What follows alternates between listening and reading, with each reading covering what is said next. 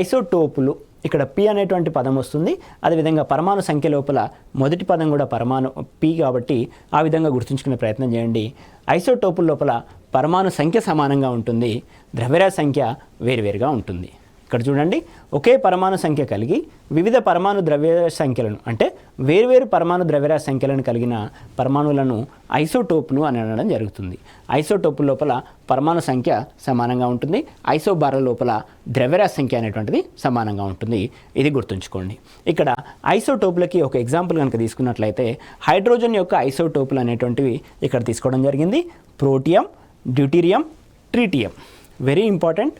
ఇక్కడ ప్రోటియం యొక్క ఫార్ములా వచ్చేసి 1H1, డ్యూటీరియం వచ్చేసి 1H2, ట్రీటియం వచ్చేసి 1H3. ఇక్కడ చూడండి, కింద ఏదైతే ZXA మెథడ్ లోపల Z అనేటువంటిది పరమాణు సంఖ్యను, A అనేటువంటి ద్రవ్యరాశి సంఖ్యను సూచిస్తుంది. Z అనేటువంటిది పరమాణు సంఖ్య కాబట్టి ఇక్కడ Z పొజిషన్లో 1 1 1 ఉంది. అంటే పరమాణు సంఖ్య అనేటువంటిది ఒకే విధంగా ఉంది.